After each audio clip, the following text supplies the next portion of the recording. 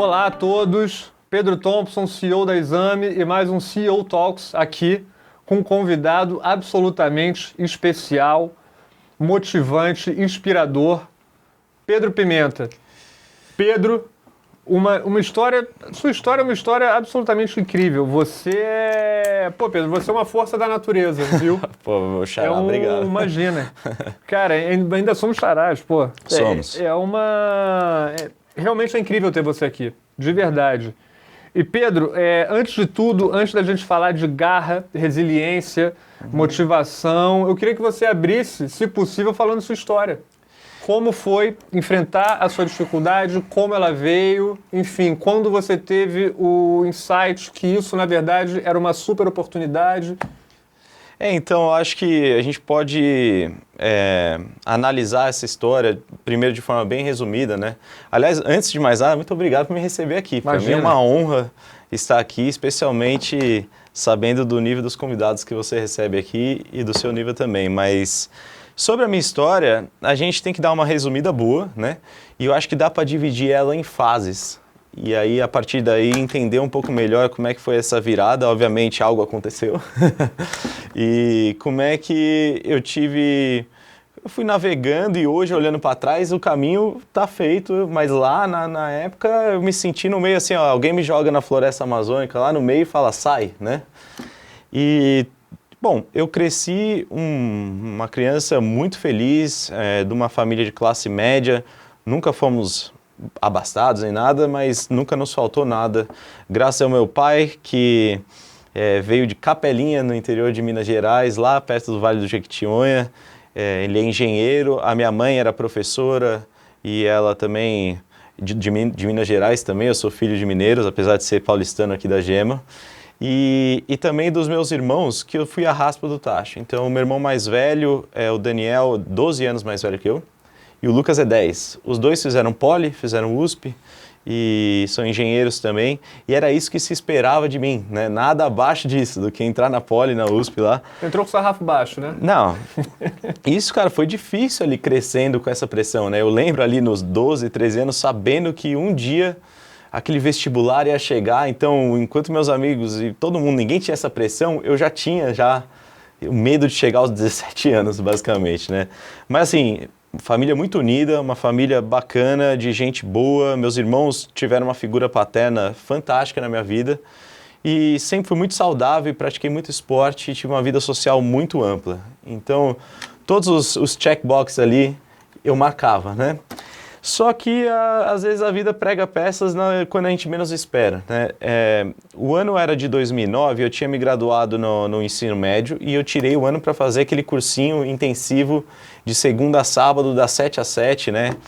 Só que, ao mesmo tempo, eu não abria a mão do futebolzinho, de noite, da academia e nos finais de semana, 18 anos de idade, né? De sair com os amigos e tal. E isso acabou deteriorando um pouco minha saúde e meu sistema imunológico. A gente está numa época agora que a gente fala muito de defesa imunológica e tal, a gente estava tendo esse papo agora mesmo. O meu estava baixo e naquele ano eu acabei pegando amidalite, mononucleose e no mês de setembro, no dia 11, no fatídico dia 11 de setembro, eu acabei pegando o que até então para mim era inédito, não conhecia, que é a tal da meningite meningocócica, que é uma forma fatal de meningite bacteriana, que logo caiu no meu sangue e se tornou uma infecção generalizada, uma sepsemia, né? Não sabia de prevenção, de vacinas, nem nada, mas hoje eu sou um grande ativista da causa das vacinas, né? Não só agora do Covid, que a gente está com a atenção para esse lado, mas tem da meningite, tem de tantas outras doenças, né? Só que na época que eu fui vacinado, nos anos 90, não tinha cobertura contra todas as cepas, né? E aí eu acabei pegando essa meningite e na hora do almoço ali eu estava 100%. Fiz as aulas de manhã, era uma sexta-feira, dia 11 de setembro. E já à noite, depois do jantar, menos de 1% de chance de sobreviver.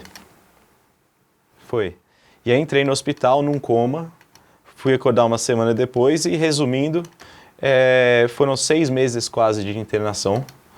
Lá deitado numa cama de hospital e 2 comas que eu entrei, lutando pela minha vida, e o preço da tão sonhada alta foi a amputação de ambas as pernas acima dos joelhos e ambos os braços acima dos cotovelos. O que faria depois um caso de reabilitação quase impossível. Porque você perde os joelhos, que é quase que pensa o carro, o motor do carro é o joelho, né? É o que te faz subir, descer a escada, correr, tudo. E acima dos cotovelos também fazia ali a destreza de usar um braço como esse, algo quase impossível também de ganhar uma independência, né? Então, saindo do hospital ali, eu recebia palavras de encorajamento não muito boas, né? Do tipo, dos especialistas da área, do tipo, olha, Pedro, se você conseguir dar 10 a 20 passos agora, já vai ser o recorde mundial, você vai pro Guinness Book, o pessoal brincava. E também falava, enquanto aos braços, que olha, braço geralmente é para dar apoio a uma mão que sobrou. Como você perdeu as duas, você vai ter que se acostumar agora a ter um cuidador ao seu lado 100% do tempo, seja sua mãe, seus irmãos, seu pai ou alguém que você contratar. E isso para alguém de 18 anos, não preciso dizer que não é muito legal, né? A gente está com 18 anos, ter sonhos tão grandes, ter aquele prazer da independência recém-conquistada em vários aspectos da vida, de repente a vida vem e te poda de uma forma muito intensa, né? Pedro, como é que foi o seu período de reabilitação? Você teve, eu não diria que é um contra-incentivo, mas você teve exposto ali de uma maneira muito veemente e até empírica que você teria uma recuperação absolutamente, eu não diria desafiadora, eu diria até mais que desafiadora, seria totalmente limitante para o que você conhecia como vida antes. Imagino que o primeiro impacto dessa notícia deve ter sido devastador para você, mas como veio o seu processo de mensurar o tamanho dessa dificuldade e depois falar, não, eu vou vencer. Isso é uma barreira, eu de fato, o que tiver ao meu alcance, eu vou fazer e não vou desistir disso nunca. Como é que veio esse embalo? Então, no começo foi muito difícil ter essa notícia, acordar daquele segundo coma depois das cirurgias e ver o contorno. Eu tinha 1,80 m. E aí ver o contorno do lençol, antes meu pé encostava lá no fundo, né? Então tudo isso, de imediato, acontece um rompimento de identidade. Esse é o primeiro desafio de uma amputação. É como perder um ente querido. Você entra num processo de luto, de negação, né? Todos aqueles estágios do luto que o pessoal fala, os 5 estágios, eu passei por eles também. Então o começo a superação não existe. É você aguentar a porrada. É ter o pessoal chama lá de thick skin, né? Tipo, você aguentar porrada mesmo, porque eu tô lá, não tenho mobilidade, não tenho independência, não há nada que eu possa fazer, eu não tô pronto para me reabilitar ainda, que eu tô muito debilitado. Então, é você ficar lá em casa, assistindo TV e indo para uma sessão de fisioterapia aqui e combatendo aqueles pensamentos negativos e aquela confusão que esse rompimento de identidade acontece, né? Causa. Então, por exemplo, o rompimento de identidade poxa, o Pedro antes era o Pedro do futebol, era o Pedro que tocava violão, tocava guitarra. De repente, esse Pedro não existe mais.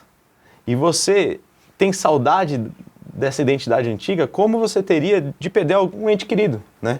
Você fica lá pensando e tal, e a superação realmente só vai acontecer um pouco depois, quando o tempo age e uma certa aceitação começa a ocorrer, e uma vez que essa aceitação entra, né, em vigor, você começa a falar, poxa, e agora?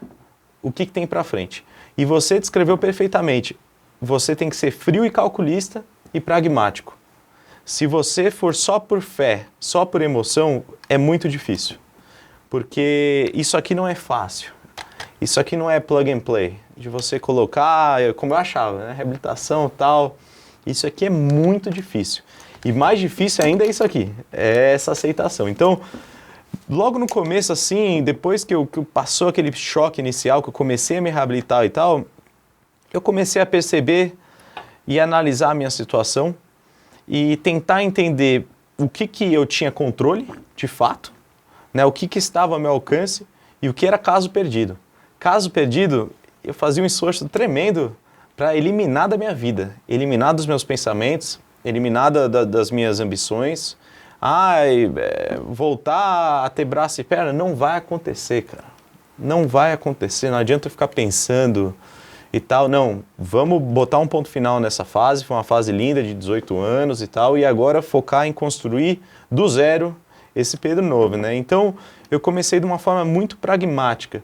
A outra coisa que me ajudou muito foi fazer um benchmark das pessoas que já tinham passado pelo que eu passei e que poderiam, talvez, me dar uma luz do caminho que eu teria que seguir para superar e do que era possível ou não. O problema, Pedro, é que, cara, o primeiro ano foi, assim, um desastre. Pedro, a sua jornada a gente estava falando, né, como é que veio o gatilho, como é que veio o start de você efetivamente ver, tem uma dificuldade que provavelmente é a dificuldade no nível mais intenso que alguém pode ter. Uhum. Eu agora, na plenitude da minha juventude aqui, mas eu tenho que ter um modelo mental diferente. Eu vou, de fato, encarar isso como uma oportunidade de resiliência, como uma oportunidade de legado, como um propósito. E um propósito que eu vou deixar para as pessoas. Como é que você foi trabalhando isso dentro da sua jornada? Após esse baque que é o que você passou. Pois é, então, como eu estava falando, no primeiro ano ali eu tentei, né, separar as coisas e ter um pragmatismo, só que aquelas palavras dos especialistas de você não vai caminhar, elas estavam se concretizando, né? Porque realmente você perder as duas pernas acima dos joelhos, pra você ter uma noção, meu gasto energético é 3 a 5 vezes maior do que quando eu tinha as pernas antes. E eu tive enxerto de pele, assim, e aí você tem que colocar, uma prótese, né, que vai lá de fibra de carbono em cima da pele, né. E eu vi muita dificuldade, e muita dessa dificuldade ela era também porque eu não tinha a mínima noção de como me reabilitar, não tinha um exemplo no mundo de uma pessoa com os mesmos níveis de amputação que estava 100% independente. Então eu me sentia no escuro mesmo, dando murro em ponta de faca aqui e ali. E a questão do propósito, a gente vai achando ele. E só que a gente acha ele mesmo que realmente as coisas mudam. Porque naquela analogia que eu fiz de alguém me jogar na Amazônia lá e eu ter que sair, o único jeito de você sair é você tendo uma marcação fixa. Então os navegantes lá, antes de bússola e equipamentos e tal, eles usavam a Estrela do Norte. Quando eles estavam no norte, Cruzeiro do Sul no sul, né? E aquilo ali era uma marcação fixa. Não importa o zigue-zague que você faz, você tem aquela marcação. Você pode fazer um caminho por aqui, outro por ali e tal, mas a marcação tá lá. Eu vejo isso como um propósito, né? Ou seja, eu tava lá no escuro, batalhando e tal, e putz grila na cadeira de rodas e não fazia progresso. Mas eu tinha mais ou menos um propósito que eu fui ganhando com o tempo, que era qual? Eu percebia que essa história, que foi tão difícil para mim e para minha família, né? Foi algo que nos fez chorar tanto, né? Que nos deixou tão traumatizados e tal. De repente ali, quando eu estava me reabilitando, dando meus primeiros passos, essa mesma história que era negativa começou a virar algo positivo para muitas pessoas, né? Então, nessa minha reabilitação, de uma forma bem resumida, depois de um ano tentando e quase desistindo, eu fui parar nos Estados Unidos. A minha família, meus pais estavam dispostos a usar toda a economia que bons pais mineiros juntaram a vida inteira, né, que era para a aposentadoria deles na minha reabilitação, uma reabilitação que não dava certo. E lá nos Estados Unidos eu fui para um centro em Chicago, onde eu já estava pronto para voltar e assumir ali a minha derrota, de que eu não me adaptei às próteses, não deu certo, realmente perder os 4 membros não é para usar prótese, é para ficar ali na sua e tal. E eu conheci um pessoal que tinha um centro nada ortodoxo em Oklahoma City. E eles eram especialistas em casos extremos de múltiplas amputações. E o que dá múltipla amputação? O que eu tive da múltipla amputação? Guerra também. E eu fui para lá, cara, a convite deles, porque eles tinham reabilitado já bilaterais, 3 membros, mas quadriamputados, 4 membros como eu, eles não tinham no case, um case desses. E eles são a maior empresa de reabilitação do mundo, a Hanger. 800 clínicas em 47 estados nos Estados Unidos. E essa de Oklahoma é especialista tem um difícil aí, manda pra cá. E aí eu fui parar lá no meio do nada, em Oklahoma, só tem grama, caminhonete e cowboy lá. E eu fui parar lá e fui me reabilitar com veteranos de guerra do Afeganistão e do Iraque. E essa reabilitação já não estava pesando no nosso bolso, porque eu fui a convite deles e eles me deram uma chance. E eu fui para um processo lá extremo que eles chamam de bootcamp, né? Que é um processo inspirado no treinamento dos militares. 20 dias, pauleira. E ninguém dava nada para mim, brasileiro lá, tal, meio fresco na época, não sei o quê, moleque. E eu fui indo, cara. Eu vi, inclusive, um rapaz lá, que ele era Royal Marine, né? Que é a unidade de elite do exército britânico. O cara chegou e falou, meu, que se dane isso aqui, eu desisto. O treinamento militar não foi tão chato, não foi tão difícil. O cara chorando, desistiu e eu percebi. Eu falei, cara, esses 20 dias é o que eu preciso aguentar, porque é a minha última chance, é a única coisa que eu tenho, né? Quem não tem nada a perder é capaz de dar a vida por algo, né? E eu dei a raça ali e acabei me dando muito bem. Eu voltei para o Brasil, dezembro de 2010, sem a cadeira de rodas, empurrando minha cadeira de rodas, cheguei aqui e doei para caridade. E aí me tornei o primeiro quadro amputado a largar a cadeira de rodas, né? E eu falei, cara, eu vou além. Se dá para dar 10, 20 passos, dá para dar 100, quem sabe não dá para dar 1000. E aí minha vida virou assim, eu tava de ponta cabeça, ela virou ao normal de novo, onde eu comecei a adquirir independência com esses braços que são extremamente rudimentares, eles são braços que foram desenhados na Guerra Civil e com atualizações nas grandes guerras. E não tem nada de eletrônico, isso aqui é tudo movimento do corpo. Eu falei, cara, é o mais barato que tem. Eu falei, pô, dá isso aqui. Se dá para ter a tal da pinça, dá para fazer tudo, né? E eu comecei a descobrir novas técnicas e tal, e desbravar o que seria viver uma vida onde o mundo não é feito para mim, né? Ele é feito para pessoas com pés e mãos. Só que eu falei, cara, se eu me adaptar, tiver essa mentalidade de adaptabilidade e não ficar esperando que o mundo vai fazer tudo, eu acho que eu consigo navegar isso aí. E deu muito certo. Aí eles me chamaram para morar lá, fazer faculdade lá e trabalhar para eles como um palestrante que apresentava esse case de reabilitação. E eu fui para a Flórida, fui fazer economia e lá, assim, as coisas foram muito bem. Eu viajava que nem louco durante a faculdade e tudo, trabalhava, né, enquanto eu estudava e trabalhei para a mesma empresa que eu fiz. Então, e aí, indo no supermercado, tudo sozinho, né? Eu comecei a morar sozinho, nenhuma adaptação na minha casa, comecei a dirigir um carro sem adaptação também e colocando esse mantra de me adaptar, voltando ao propósito. Eu ia em supermercado, o pessoal me parava. Eu falava, pô, mas eu não sou famoso para tirar foto, não, eu quero mostrar pro meu filho que tá tendo problema lá. E aí eu ia em aeroporto, putz, era... Até hoje, né, acaba sendo assim muito chocante e eu percebi que a minha história não era só sobre mim, né?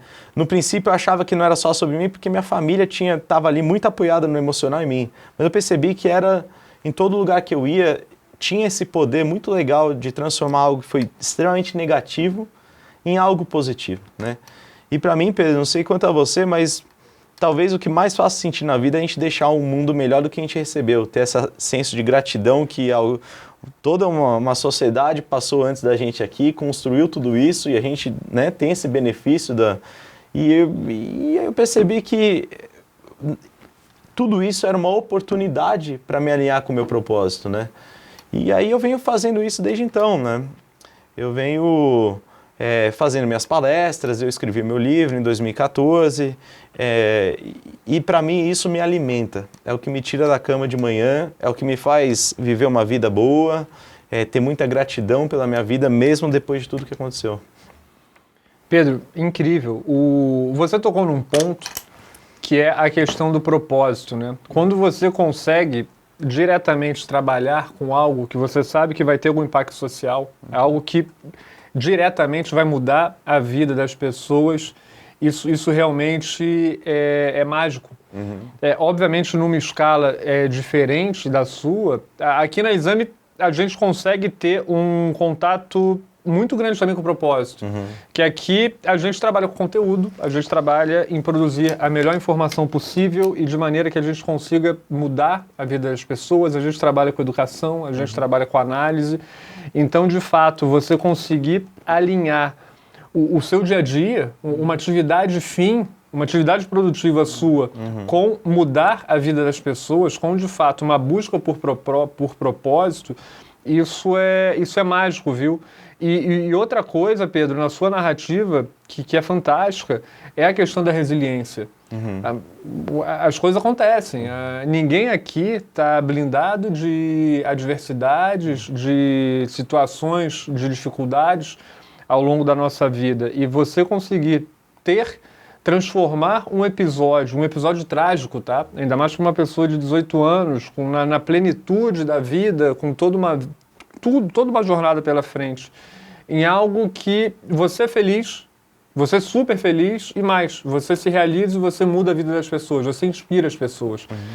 Isso é demais, isso realmente é muito especial. E isso acontece em todos os campos, isso acontece no mundo profissional, no mundo familiar, no mundo acadêmico, enfim, em todas as etapas da nossa vida estamos sujeitos às dificuldades e como tirar proveito dessas dificuldades. E você ainda conseguiu um plus, você ainda não só tirou proveito dessas dificuldades, como você ainda muda a vida das pessoas. E através de inspiração, através de propósito. Realmente é mágico. E Pedro, outra pergunta que eu te faço, você viveu isso, você trabalha com isso, você de fato inspira as pessoas com isso. Mas também agora você está atacando isso de um outro jeito. Agora você vai empreender, está empreendendo direcionalmente também ligado ao seu tema, à sua jornada. Conta mais um pouco pra gente, como é que nasceu isso e em que etapa que está o seu projeto? Então, a gente está para lançar, imagino que agora o mês que vem, a Da Vinci Clinic, né? Durante 9 anos, eu digo que a Da Vinci nasce no momento que eu sofri as amputações. Desde ali eu começo a pegar insights, eu começo a entender o que é a vida do amputado na pele, em todos os âmbitos, né? São 4 amputações. E depois, indo lá para os Estados Unidos e tal, morando lá e trabalhando para a Hanger, que é a maior escola que alguém pode ter nessa área, que é a maior empresa em reabilitação de amputados do mundo, eu também comecei a ir rodando lá o país inteiro, fui para 40 estados com a Hanger. Eu começava, eu fui em centenas de clínicas e ver, o que tem de melhor aqui, tanto da perspectiva de um paciente, né, como eu fui, de um amputado, tanto de um profissional da área. Lá na Hanger eu fui um canivete suíço, eu fiz vendas, fiz marketing, fiz tudo, você pode imaginar. E eu sempre tive isso na cabeça da clínica ideal, o que seria a clínica de reabilitação de amputados ideal, né? E eu comecei a criar algumas premissas. O que faz a clínica ideal? E o que não faz, principalmente, a clínica ideal, né? E fiquei os últimos 9 anos lá, trabalhando lá. Eu tinha lá, aplicando agora para o Green Card com a Hanger, tinha um emprego bom, um seguro de saúde bom.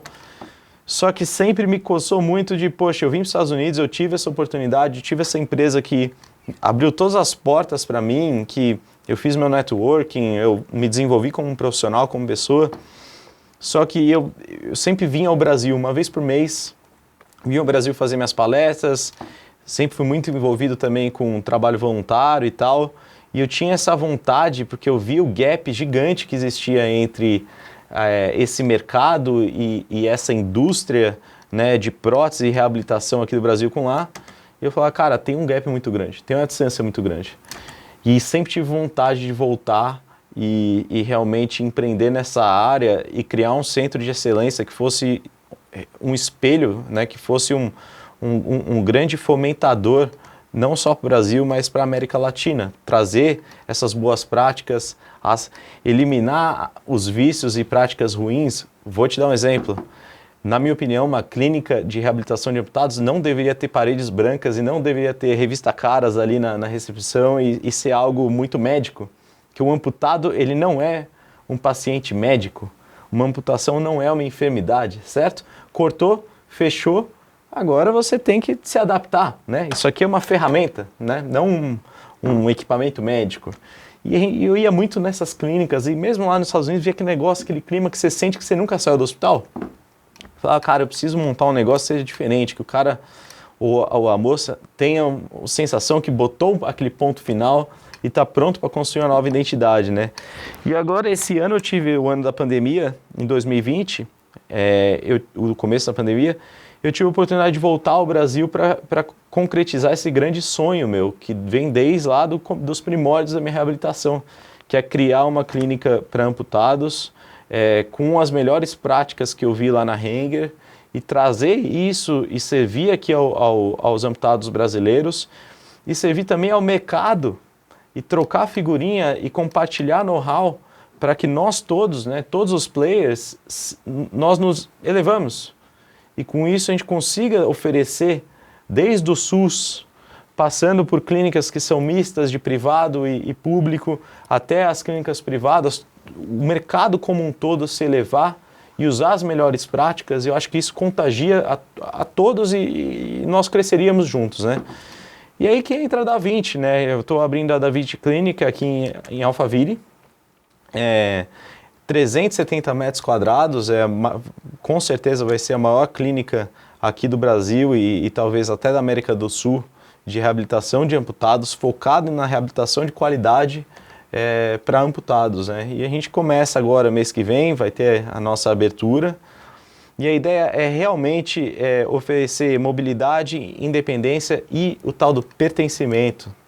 Porque a amputação, a ponta do iceberg é isso aqui, é o físico, né? O que está lá embaixo é aquela questão da identidade, da aceitação, e tudo isso vai ser muito bem trabalhado com psicólogos, nutricionistas e tal, ali dentro, para oferecer realmente uma reabilitação de qualidade como um centro de excelência deveria ser. E quem sabe com isso a gente consegue começar a virar o jogo aqui no Brasil, e na América do Sul, e nos aproximarmos mais do que está sendo praticado lá fora, principalmente nos Estados Unidos, que é onde eu tenho minha experiência. Fantástico, fantástico. E Pedro, você não só empreendeu profissionalmente com o seu modelo de negócio, com a Da Vinci, como você também empreendeu na vida, que foi... Sua vida se transformou depois do episódio e você hoje é vitorioso, e um vitorioso que você impacta a vida das pessoas, que você inspira. Dito isso, Pedro, eu queria aqui te pedir, na verdade, um gancho final aqui para o nosso bate-papo, que é o seguinte, enfim, a gente falou aqui de propósito, a gente falou de empreendedorismo, a gente falou de resiliência, a gente falou de várias componentes aí que permeiam a nossa vida e permeiam enfrentar obstáculos, dificuldades, etc. E a gente está vivendo um momento muito difícil, que é essa questão da pandemia. A gente vem de um ano difícil, a gente sabe que não tem uma bala de prata, começaram agora as vacinas, tudo leva a crer que vai ter uma melhora, mas é uma melhora ainda de médio e longo prazo, não é algo que a gente vai conseguir no curtíssimo prazo. Enfim, estamos enfrentando uma dificuldade, e uma dificuldade no amplo sentido. Eu queria que você, sujeito vencedor, empreendedor, que você passasse uma palavra final para a nossa plateia, para os nossos espectadores, que é em relação a essa dificuldade que a gente vive. Não, novamente eu me sinto honrado de estar aqui, poder compartilhar um pouquinho com o pessoal aí que está assistindo e com você também. E eu recebo muito essa pergunta no ano de 2020, obviamente, nas minhas palestras. Eles pedem depois, nesse bate-papo que a gente faz, né? E a má notícia é que não existe a bala de prata, como você bem colocou, né? Não tem como... o pessoal lá na reabilitação lá em Oklahoma falava que there's no magic pill, né? Não tem uma pílula mágica, né? Ou você faz o trabalho que tem que fazer lá, ou não ia ter como. E nessa pandemia é a mesma coisa. A boa notícia é que vai acabar, né? Ela vai acabar e a vida muito provavelmente vai voltar num normal muito aceitável novamente, onde a gente pode aí abraçar, beijar as pessoas queridas, viajar novamente, tudo. Não pense que isso aqui vai durar para sempre, né? Às vezes a gente fica convencido disso. E eu acho que a mensagem que eu posso passar para a audiência nesse momento difícil que a gente vive, tendo isso em mente, que uma hora vai acabar, já que vai acabar, a gente consegue sustentar ali e ter resiliência durante esse período, né? Seria muito difícil se fosse algo sem nenhuma previsão ou que falar, é para sempre, né? Mas como a gente sabe que tem um horizonte aí bonito, né, que a vida ainda tem muita vida para todos nós vivermos, e com a vacina, se Deus quiser, quem sabe a gente pode aí não perder tantos mais brasileiros aí e pessoas no geral, né? Que como na minha reabilitação a resiliência às vezes não é algo que você faz, ela não é ativa, ela é passiva, né? Então o recado que fica é, vamos segurar a onda, vamos agarrar o que tem de importante, a espiritualidade, a família, aos amigos, né, que estão ainda aqui conosco, né, focar naquela gratidão que virou meio piegas, mas é muito real e é o combustível que a gente precisa para ter essa resiliência e aguentar o tranco, porque nesse caso aqui, o que a gente pode fazer é deixar o tempo curar realmente essas mazelas, né, a vacina funcionar e a gente conseguir sair dessa, porque a gente vai sair dessa. Então, se fica mesmo assim um recado final, é que agora mais do que nunca a gente precisa ser resiliente, a gente precisa aguentar o tranco e sempre em mente o que a gente não perdeu, o que a gente tem, ter gratidão por isso e lá na frente saber que isso é passageiro, que ainda vai ter muita vida ainda para a gente viver e daqui um ano a gente vai olhar para trás e falar, olha só o que aconteceu lá e agora já está tudo bem, mas para isso a gente precisa aguentar firme, focar no que a gente tem, ter gratidão pelo que a gente tem, pelas pessoas que a gente ama e aguentar firme que daqui a pouco a gente passa por isso aí. Pedro, eu vou aproveitar que eu tô aqui contigo, cara, eu sei que eu sou entrevistado, mas olha, eu não sou de perder boas oportunidades e você com a sua experiência de CEO da Exame, eu vejo uma transformação muito grande na Exame de uns anos para cá e como compartilhei com a Da20 nascendo aí e a gente com esse grande propósito de ressignificar o amputado no Brasil, que dica que você me dá? Se eu posso quebrar aqui o protocolo do entrevistado, passar um pouquinho para o entrevistador. Pô, imagina, você me perguntando coisa, é uma honra te responder, Pedro. Olha, não tem muito segredo, tá? Eu vou falar algo óbvio, mas é que poucas empresas colocam isso na prática, que é igual quando o Google começou, todas as empresas bem-sucedidas, que é o It's All About People, é tudo sobre pessoas. Sim. Então, de fato, nós aqui que estamos em posição de liderança, você com o seu negócio agora, com a Da20, pessoas é fundamental. E pessoas têm uma questão que pessoas motivadas, de fato, fazem as coisas acontecerem. Jogam juntos, elas sentindo que tem pertencimento, que tem um propósito, que tem um engajamento ali. Então, o que você puder fazer para motivar o seu time, você tem que fazer. Esse eu costumo falar que é a principal atribuição de trabalho de um líder. É manter o time motivado. Isso é muito mais do que conhecimento técnico, isso é muito mais do que um direcionamento intelectual, do que um direcionamento até processual. É essa questão. Pessoas é o que faz a empresa funcionar e principalmente o nível de motivação que essas pessoas trabalham com você. Mas aí, então seria um alinhamento de incentivos, né? Porque a motivação da pessoa é quando ela tem um incentivo. E você tem um modelo de incentivo. Aqui até a cultura, que é a cultura vencedora, que a gente herda aqui, é uma cultura extremamente meritocrática. Então, o sujeito entender que ele faz parte do todo e que o todo indo bem, ele, por consequência, também vai bem e não apostar simplesmente num determinado tipo de modelo de remuneração fixo, do trabalho pelo trabalho, do salário pelo salário, e sim, não.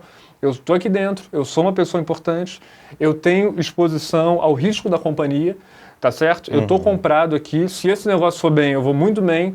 Então, essa questão do alinhamento é fundamental e é uma componente de N componentes que tem, mas se não for a componente principal, da questão da motivação. Ter pessoas motivadas é o que faz a diferença. E você tem uma transferência para a base da tomada de decisão, você sair daquele modelo vertical, do cara lá em cima que alimenta e dá certa autonomia também para a base? Totalmente. Hoje em dia, modelo organizacional de empresa piramidal é algo que a gente está falando de alguns anos de defasagem, né? Isso daí é transmitido até do ponto de vista de layout visual do escritório, a questão do espaço aberto, a questão de reuniões absolutamente participativas de todos.